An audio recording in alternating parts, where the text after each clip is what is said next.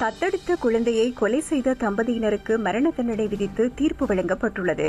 தத்தெடுப்பதற்காக அழைத்து செல்லப்பட்ட 2 வயது ஆண் குழந்தையை சித்திரவதை செய்து கொலை செய்ததாக கூறப்பட்ட வழக்கில் குற்றவாளிகள் என நிரூபிக்கப்பட்ட தம்பதியினருக்கு கொழும்பு மேல் நீதிமன்றம் நேற்று மரண தண்டனை விதித்து தீர்ப்பளித்தது. நீண்ட விசாரணையின் பின்னர் கொழும்பு மேல் நீதிமன்ற நீதிபதி சஞ்சீவ நிஷங்க இந்த தீர்ப்பை வழங்கியுள்ளார். மாளிகாவத்து பிரதேசத்தில் வசிக்கும் தம்பதியினரே இவ்வாறு மரண தண்டனைக்கு உட்படுத்தப்பட்டுள்ளார்கள். 2018 ஆண்டு மே மாதம் 11ஆம் திகதி அளவில் மாளிகாவத்தி பிரதேசத்தில் தத்தெடுப்பதற்காக அழைத்து செல்லப்பட்ட 2 வயது குழந்தையை சித்திரவதை செய்து கொலை செய்தமைக்காக இந்த 2 பிரதிவாதிகளுக்கும் எதிராக சட்டமா அதிபர் வழக்கு தாக்கல் செய்திருந்தார். நீண்ட விசாரணையின் பின்னர் தீர்ப்பை அறிவித்த நீதிபதி சுஜீவ நிஷங்க பிரதிவாதிகளுக்கு எதிரான கொலை குற்றச்சாட்டுகளை நியாயமான சந்தேகத்திற்கு அப்பால் அரசு தரப்பு நிரூபித்துள்ளதாக தெரிவித்துள்ளார்.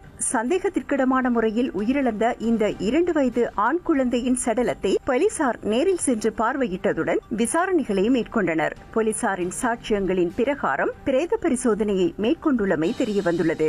இதன் அடிப்படையில் நீதிமன்றத்தில் சமர்ப்பிக்கப்பட்ட தடயவியல் மருத்துவ அறிக்கையில் குழந்தை கடுமையான சித்திரவதைக்கு உள்ளாக்கப்பட்டிருப்பது தெரியவந்துள்ளதாக நீதிபதி தெரிவித்துள்ளார். இந்த குழந்தையின் உடலில் சுமார் 90 காயங்கள் காணப்பட்டதுடன் அவை தீக்காயங்கள் மற்றும் தாக்குதல்களால் ஏற்பட்ட காயங்கள் என மருத்துவ அறிக்கைகள் தெரிவிக்கின்றன.